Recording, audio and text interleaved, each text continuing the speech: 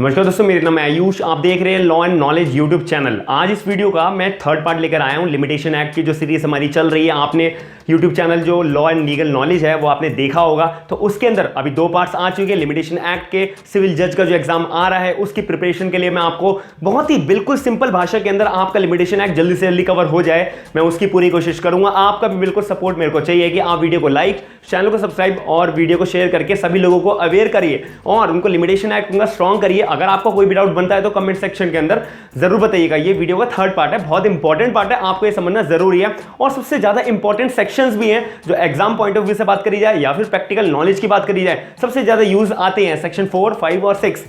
सबसे पहले बात करता हूं लिमिटेशन एक्ट की। आपने 2 वीडियोस प्रीवियस देखी होंगी। आज के अंदर मैंने इंट्रोडक्शन का पार्ट बताया है, इसके बाद सेक्शन 1, 2, 3 का पार्ट बताया है जो बहुत ही ज्यादा इंपॉर्टेंट था प्री का एग्जाम को क्लियर करने के पॉइंट ऑफ व्यू से। ये वाली जो वीडियो है ये थोड़ा सा एडवांस लेवल की वीडियो है। इसके अंदर आपको थोड़े से मेंस के टॉपिक्स भी ध्यान में देने पड़ेंगे और प्री के एग्जाम्स के अंदर जितने भी क्वेश्चंस आएंगे बहुत एडवांस लेवल के, वो इन्हीं पार्ट्स के अंदर, इन्हीं सेक्शन के थ्रू बनाए जाते हैं। तो सबसे पहली बात करता हूं सेक्शन 4 की। सेक्शन 4 हमारे को बताता क्या है?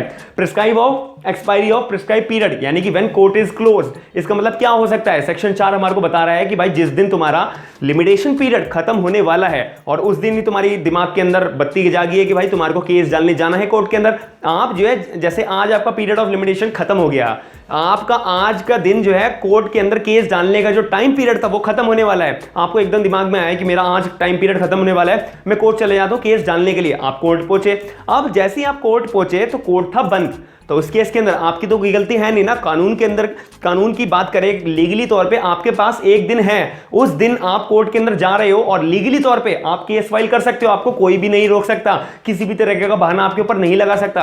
अब आपकी तरफ से तो कोई गलती नहीं है, आपके पास एक दिन बचा, आप कोर्ट के अंदर केस डालने गए हो, उस दिन जो है कोर्ट बंद था। अब इसकी तरफ से कोर्ट की गलती है क्योंकि भाई बंद क्यों है, मेरा आज आखिरी दिन है तो कोर्ट बंद क्यों है। अब इस केस के अंदर सेक्शन 4 आपकी मदद करेगा, आपको बचा लेगा। आपको एक दिन एक्स्ट्रा दिया जाएगा कोर्ट के अंदर केस डालने के लिए कि जब कोर्ट खुलेगा, 1 दिन बाद खुले, 10 दिन बाद खुले, 1 साल बाद खुले, उसके बाद भी आपको एक दिन जरूर मिलेगा। कौन से प्रावधान में, कौन से प्रोविजन की मदद आप लोगे? Section 4, expiry of prescribe period when court is closed, कि भाई जिस दिन कोर्ट बंद है और उसी दिन मेरा आखिरी दिन बचा है कोर्ट के अंदर केस डालने से, तो मेरी गलती तो है नहीं, मैं तो कोर्ट के अंदर केस डालने के लिए जा रहा हूं। तो जिस दिन कोर्ट खुलेगा उस दिन मुझे पूरा का पूरा एक दिन और मिलना चाहिए कोर्ट के अंदर केस डालने के लिए, तो वही होगा। अब इसकी थोड़ी सी मैं टेक्निकल बात कर लेता हूं, लीगली तौर पे हमारे को प्रोविजनली क्या बात करनी चाहिए। क्योंकि एक बार आपको सेक्शन समझ में आ गया ना, जब आप थ्योरी पढ़ोगे एक एक पॉइंट आपको समझ में आता रहेगा। अब मैं एक एक पॉइंट तो आपको समझा नहीं सकता, लाइन वाइज, थ्योरी वाइज आप भी खुद बोर हो जाओगे, खुद भी कंफ्यूज हो जाओगे। मैं बिल्कुल इंटरेस्टिंग तौर पे आपको एग्जांपल से आपको सेक्शन 4 समझा दिया है। जब भी आपको सेक्शन 4 लिमिटेशन एक्ट का भूलना आपको हो तो आपको ये बात याद रखनी है जो मैंने आपको एग्जाम्पल बताया। अब इसके अंदर मैं बात करता हूँ, बहुत इंपॉर्टेंट पॉइंट है ये एक लेक्सिम वर्ड है, लेक्स नॉन कॉजिड एडी इम्पॉसिबिलिया। अब ये क्या है? इसका मतलब ये जो हमारे को प्रोविजंस हैं, ये हमारे को जो टर्म्स है, ये हमारे को ध्यान में रखनी है। एग्जाम पॉइंट ऑफ व्यू से आप मेंस लिख रहे हो, ये आपने अगर पॉइंट्स लिख दिए तो आपका जो एग्जामिनर जब चेकिंग कर रहा होगा बहुत ही अच्छा आपका पॉजिटिव इंपैक्ट जाएगा। जहां आपको 1 नंबर मिल रहा होगा, सीधा आपको 3 से 3.5 नंबर आराम से मिल जाएंगे। तो जैसे कि लॉ, इसका मतलब क्या हुआ? Law does not compel a person to do what is that which is impossible है। अब इस केस के अंदर, कोर्ट के अंदर जब आप केस डालने जा रहे हो, कोर्ट बंद है, अब कोर्ट आपको मना थोड़ी ना कर सकता है, कोर्ट आपको फोर्स थोड़ी ना कर सकता है। नहीं भाई, जब तुम्हारा आखिरी दिन था उस टाइम कोर्ट बंद था, अब तुम घर जाओ, तुम केस डाल नहीं सकते। अब इस केस के अंदर ये तो इलीगल हो गया ना कि भाई ये तो इम्पॉसिबल है आपको मना करना। आप मना कैसे कर सकते हो? कोर्ट आपको मना कैसे कर सकता है? आपके पास पूरा एक दिन है। अब कोर्ट की इसमें गलती है कि कोर्ट बंद है।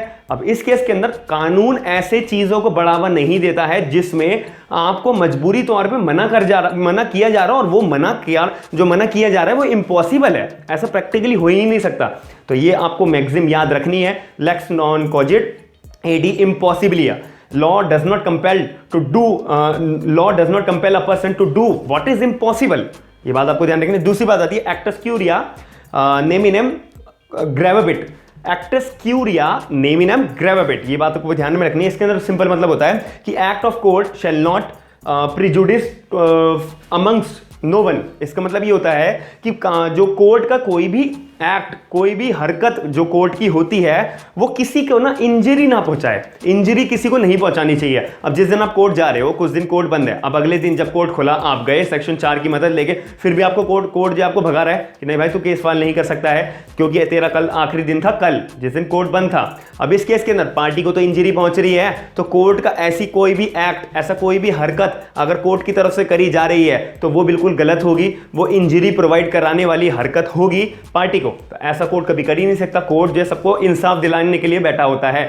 सारे लोग भरोसा करके जाते हैं कोर्ट के लिए, कोर्ट हमारे को इंसाफ दिलाएगा। तो ऐसे केस के अंदर अगर कोर्ट ही इंजरी प्रोवाइड करा रहा है तो गलत बात है, तो ऐसा कोर्ट कर ही नहीं सकता। आपको ये मैक्सिम याद रखनी है, एक्टस क्यूरा निमनम ग्रेवाबिट। अब इसके अंदर एक एक्सप्लेनेशन की बात करी हुई है सेक्शन के आखिरी में, जब बेर एक्ट खोल के आप पढ़ोगे उसके अंदर आखिरी में एक एक्सप्लेनेशन है।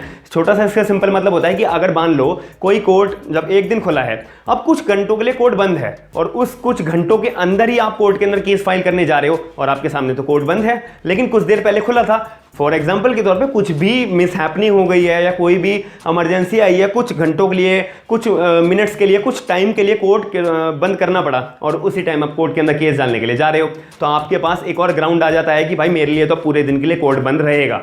अब ऐसा मान लिया जाता है, सेक्शन 4 के एक्सप्लेनेशन में यही बात बोली गई है कि if the court is close for some hours in a day, पूरे दिन में कुछ घंटों के लिए बंद है केवल, तो ये एज्यूम करा जाएगा, ये माना जाएगा कि भाई कोर्ट की जो है पूरे फुल डे की हॉलीडे है। अब इसके तौर पे जब अगले दिन कोर्ट खुलेगा तो पार्टी को पूरा का पूरा सूट डालने का पूरा का पूरा टाइम एक दिन का मिला जाएगा। सिंपल, सेक्शन 4 आपका खत्म। अब बात आती है सेक्शन 5, इसका थोड़ा सा उल्टा मतलब ले लीजिए कि extension of prescribe period in certain cases. यहां पे आपको जो है एक दिन एक्स्ट्रा मिल रहा है। अब यहां पे जो है कुछ केसेस के अंदर जो है आपको एक्सटेंशन, आपको टाइम एक्स्ट्रा दिया जाता है। वो कौन से मतलब हो सकते हैं? ये जो सेक्शन 5 है ये सिर्फ 2 बातों पे एप्लीकेबल होता है, सिर्फ अपील के ऊपर एप्लीकेबल होगा, एप्लीकेशन के ऊपर एप्लीकेबल होगा। और इसका थोड़ा सा कॉमन सेंस लगाइए, अपील और एप्लीकेशन के ऊपर ये सेक्शन 5 क्यों एप्लीकेबल होगा? अपील के अंदर जब आपकी डेट खत्म हो गई है आपको थोड़ा सा एक्स्ट्रा टाइम क्यों दिया जाएगा? एप्लीकेशन को फाइल करने के लिए कोर्ट के अंदर डेट खत्म हो गई है, आपको जो है कुछ ज्यादा टाइम क्यों दिया जाएगा? थोड़ा सा दिमाग लगाइए।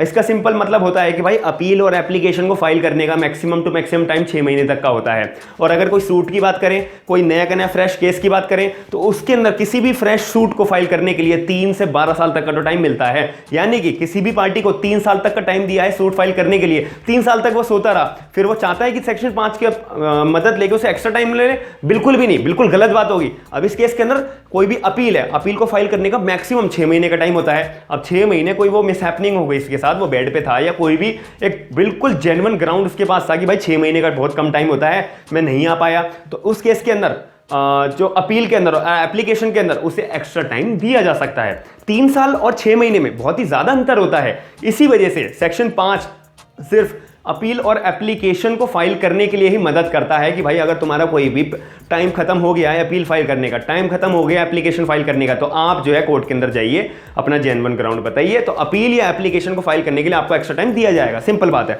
अब इसके अंदर एक बात आपको जाननी पड़ेगी कि जब कोई एप्लीकेशन है, अब एप्लीकेशन भी बहुत तरीके की होती है, लेकिन सिर्फ एक एप्लीकेशन को मना करा गया है सेक्शन 5 का ग्राउंड लगाने के लिए, सेक्शन 5 की मदद लेने के लिए। कौन सा वो हो सकता है आपको थोड़ा सा समझना पड़ेगा। सारी बातें अगर मैं बता दूंगा तो आपका दिमाग नहीं खुलेगा। आपको ध्यान में रखनी पड़ेगी कि एप्लीकेशन ऑर्डर नंबर 21 जो सीपीसी का है, एग्जीक्यूशन की डिग्री, एग्जीक्यूशन डिग्री का कितना टाइम मिलता है? 12 साल का टाइम मिलता है। अब 12 साल का बहुत ज्यादा टाइम है, उसके बाद भी आप चाहते हो कि सेक्शन 5 की आपको मदद मिले, बिल्कुल भी नहीं मिल सकती। 12 साल तक आप सो रहे थे तो आपकी गलती है, कोर्ट इसके अंदर मदद नहीं करेगा। सेक्शन 5 के बेरक के ना साफ ये बात बोली हुई है कि जितने भी एप्लीकेशंस होंगी जो सेक्शन 20 ऑर्डर नंबर 21 की होती है सीपीसी के अंदर, उसके अंदर सेक्शन 5 का कोई भी बंदा मदद नहीं लेगा। सिंपल, ये बात आपको ध्यान में रखनी पड़ेगी।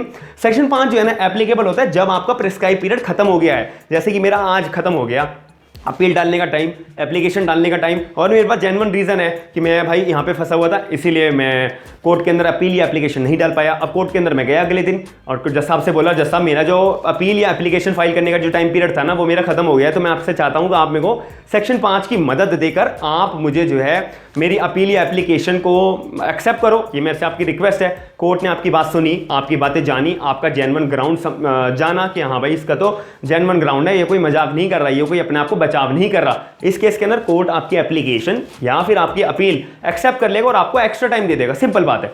सेक्शन 5 एक है, यही बोल रहा है कि सेक्शन 5 जब ही एप्लीकेबल होगा जब आपका जो टाइम पीरियड है ना वो खत्म हो चुका होगा। पहली बात, ये बात आपको ध्यान में रखनी है। अब सेक्शन 5 जो है ना वो डिस्क्रिशनरी पावर है कोर्ट की, ये कोई राइट नहीं है पार्टी का। अब इस केस के अंदर मैं एक एग्जांपल बताता हूं। मेरा जो अपील या एप्लीकेशन को फाइल करने का जो टाइम पीरियड था वो आज खत्म हो गया। अब मैं अगले दिन कोर्ट के अंदर जा रहा हूं कि जज साहब मेरे को सेक्शन 5 की जो है अपील या एप्लीकेशन का जो टाइम पीरियड है ना वो मेरे एक्सेप्ट करो, क्योंकि सेक्शन 5 का मेरे को अधिकार मिला हुआ है। कोर्ट जो है सीधा आपको लात मार के सीधा बाहर भगा देगा। क्यों? ये जो है ना कोर्ट की मनमर्जी के ऊपर है। कोर्ट को अगर लगता है कि हाँ भाई इस पर्टिकुलर बंदे को सेक्शन 5 की मदद मिलनी चाहिए, सेक्शन 5 के तौर पे इसको एक्स्ट्रा टाइम मिलना चाहिए, तो कोर्ट आपको दिल से आपकी एप्लीकेशन या फिर आपकी अपील एक्सेप्ट करेगा। अगर कोर्ट को लगता है कि नहीं भाई ये गलत बोल रहा है या झूठ बोल रहा है या फिर ये बातें बनाकर मेरे सामने कोर्ट के अंदर प्रेजेंट कर रहा है, तो अगर कोर्ट को लगता है कि भाई तुम्हारी बात में दम नहीं है, तुम्हारा जो ग्राउंड है ना वो दम नहीं है, तुम्हारी लापरवाही की वजह से तुम्हारा टाइम खत्म हुआ है, फिर तुम सेक्शन 5 की मदद लेके आ रहे हो, ऐसा बिल्कुल भी अलाउ नहीं करा जाएगा। तो अगर कोर्ट को अलाउ करने का मन करता है तो अलाउ करेगा, अगर कोर्ट को अलाउ करने का मन नहीं करता है तो नहीं करेगा, क्योंकि सेक्शन 5 जो है वो डिस्क्रिशनरी पावर है कोर्ट की, ना कि पार्टी का एक राइट है कि नहीं भाई मेरा टाइम पीरियड खत्म, सेक्शन 5 से मैं एक्स्ट्रा टाइम ले लूंगा। ऐसा अधिकार नहीं है, ये कोर्ट की मनमर्जी के ऊपर है। ये बात आपको ध्यान में रखनी पड़ेगी, क्योंकि आपसे क्वेश्चन पूछे जाएंगे डायरेक्टली कि सेक्शन 5 जो डिस्क्रिशनरी पावर है या राइट के तौर पे पार्टी को दिया गया है, तो आपको टिक करना है डिस्क्रिशनरी पावर के ऊपर। अब इस वीडियो का आखिरी सेक्शन, बहुत इंपॉर्टेंट सेक्शन, ये सेक्शन 6। वैसे तो 6, 7, 8 एक ही साथ पढ़े जाते हैं, लेकिन फिर भी मैंने आपको एक ब्रीफ इंट्रोडक्शन के लिए सेक्शन 6 बता रहा हूं। बहुत इंपॉर्टेंट सेक्शन है। Legal disability. लीगल डिसेबिलिटी से आपको जीवन में दो बातें याद रखनी है, माइनर, अनसाउंड माइंड। माइनर यानी कि बच्चा 18 साल से कम, अनसाउंड माइंड जिसके दिमागी जो संतुलन है वो बिल्कुल ठीक नहीं है, स्टेबल नहीं है, उसको बोलते हैं अनसाउंड माइंड पर्सन। अब लीगल डिसेबिलिटी से आपको दो बातें ध्यान में रखनी है, जो बंदा माइनर है, जो बंदा अनसाउंड माइंड है, उसको लीगल डिसेबिलिटी है, बात खत्म। सेक्शन 6 के अंदर पूरी बात आपको यहीं पे खत्म हो जाती है। अब कब होती है कब नहीं होती, बस आपको इस पे ध्यान देना, आपका सेक्शन 6 भी खत्म हो जाएगा।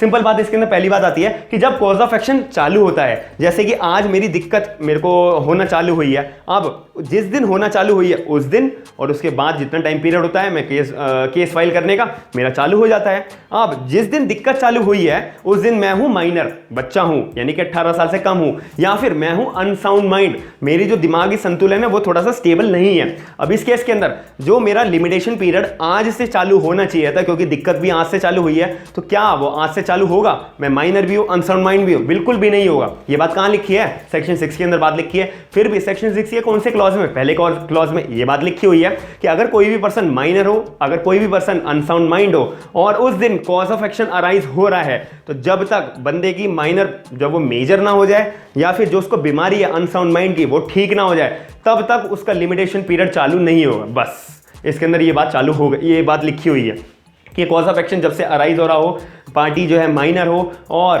अनसाउंड माइंड हो, तो लिमिटेशन पीरियड जो है ना रुका रहता है जब तक बंदा मेजर ना हो जाए और जब तक बंदा ठीक ना हो जाए। तो जब तक आपका लिमिटेशन पीरियड बैठा रहेगा, जब तक आप ठीक हो जाते हो या फिर जब मेजर हो जाते हो, उस दिन से आपका लिमिटेशन पीरियड चालू हो जाएगा कि भाई जब आप ठीक हो गए या फिर जिस दिन आप मेजर हो जाओगे उस दिन आप केस डालो, उसके बाद जितने भी टाइम आप केस डालते रहो, बात खत्म।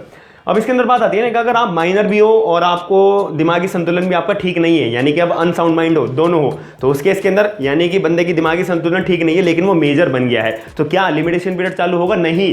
साफ साफ ये बात लिखी हुई है, जब तक दोनों बीमारियां एक ठीक नहीं हो जाती तब तक लिमिटेशन पीरियड चालू नहीं होगा। बंदा माइनर भी है और बंदा अनसाउंड माइंड दोनों है, उस केस के अंदर बंदा मेजर तो हो गया लेकिन उसका दिमागी संतुलन अभी तक ठीक नहीं हुआ है, तो उस केस के अंदर लिमिटेशन पीरियड चालू नहीं होगा, लिमिटेशन पीरियड आपका रुका रहेगा, बात खत्म। सिंपल बात है। सेकंड क्लॉज में ये बात लिखी हुई है कि माइनर प्लस अनसाउंड माइंड दोनों हैं, तो व्हेन बोथ डिसेबिलिटी सीज्ड, जब तक दोनों डिसेबिलिटी खत्म नहीं हो जाती तब तक जो है आपका टाइम पीरियड चालू नहीं होगा। जैसे ही खत्म टाइम पीरियड चालू हो जाएगा लिमिटेशन पीरियड का। तीसरा इसके अंदर पॉइंट कहता है कि डिसेबिलिटी जो है अगर कंटिन्यू चलती रही है डेथ तक, तो उनके लीगल रिप्रेजेंटेटिव्स को जो है ना पूरा का पूरा टाइम, पूरी अपॉर्चुनिटी मिलेगी। फॉर एग्जांपल के तौर पे कि अगर एक बंदा डिसेबल है और उसको जो दिक्कत चालू हुई और जब तक तो डिसेबल है तो टाइम पीरियड चालू होगा नहीं, अब उसकी जो अनसाउंड माइंडनेस है ना और जो डिसेबिलिटी है वो चलती रही और बंदा मर गया। एक मोमेंट आया बंदा मर गया, लेकिन जो दिक्कत थी भाई उसके बच्चों को भी झेलनी पड़ रही है। अब उसके बच्चे एलआर जो लीगल रिप्रेजेंटेटिव जैसे मैं कहता हूं, जो उस पर्टिकुलर डिसेबल बंदे के जो एलआर है वो आए, अब वो पूरा का पूरा उन एलआर को, लीगल रिप्रेजेंटेटिव्स को उन पर्टिकुलर LR को पूरा का पूरा टाइम दिया जाएगा जितना टाइम उस डिसेबल बंदे के पास बचा हुआ था। फॉर एग्जांपल के तौर पे सूट फाइल करने का टाइम था 3 साल, लेकिन टाइम पीरियड चालू होने से पहले ही बंदा डिसेबल था, तो टाइम पीरियड तो कंक्लूड होगा नहीं, रुका रहेगा। अब बंदे की चलता रहा, डिसेबल पना चलता रहा, बंदे की डेथ हो गई। अब इस केस के अंदर उसके लीगल रिप्रेजेंटेटिव्स आए सूट डालने के लिए, उन लीगल रिप्रेजेंटेटिव्स को भी पूरा का पूरा 3 साल का टाइम मिलेगा सूट फाइल करने के लिए, क्योंकि टाइम पीरियड चालू हुआ ही नहीं था, बात यही खत्म हो जाती है। अब इसके अंदर आखिरी पॉइंट कहता है कि disability continues till 1 year and diet, legal representative only get 2 years. ये भी सिंपल पॉइंट है कि इसके अंदर बात लिखी हुई है कि भाई जब लीगल रिप्रेजेंटेटिव्स मतलब जो बंदा था जिसको दिक्कत थी, कॉज ऑफ एक्शन था, चालू हो गया, 1 साल मतलब बीत गया, उसने सूट नहीं डाला। अब 1 साल के बाद बंदे को डिसेबिलिटी और बंदा मर गया, बचे कितने 2 साल। एक सूट कोई भी पर्टिकुलर केस को फाइल करने का टाइम था 3 साल, जिस पर्टिकुलर उसको दिक्कत हो रही थी, कॉज ऑफ एक्शन हो रहा था। अब उस केस के अंदर 1 साल तो वेस्ट हो गया, 1 साल बाद बंदा मर गया। अब उसके लीगल रिप्रेजेंटेटिव को कितना टाइम मिलेगा? 2 साल मिलेंगे। क्यों? 3 साल सूट फाइल करने का टाइम था, अब 1 साल तो बंदे का बर्बाद हो गया ना पहले ही। और जब बंदे का बर्बाद हो गया, बंदे का लीगल डिसेबिलिटी आई और उसके बाद वो मर गया, बचा कितना 2 साल। तो वो लीगल रिप्रेजेंटेटिव को 3 साल नहीं मिलेंगे, 2 साल मिलेंगे, क्योंकि 1 साल ऑलरेडी खत्म हो चुका है। तो मैं उम्मीद करता हूं कि आपको पूरी वीडियो के अंदर सेक्शन 4, 5, 6 बहुत अच्छे से समझ में आए होंगे। अगर आपको वीडियो पसंद आई है तो चैनल को सब्सक्राइब जरूर करिएगा, वीडियो को लाइक जरूर करिएगा, कमेंट सेक्शन में अपने डाउट जरूर बताइएगा। थैंक यू, धन्यवाद।